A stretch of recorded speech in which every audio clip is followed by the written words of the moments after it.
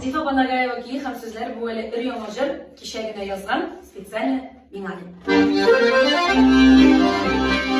Hayat anlaşılırken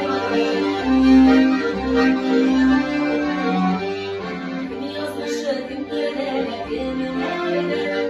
Marakanlar günlere Efendim bir o günler olsa dinlerge Yaşamda ne yaşamış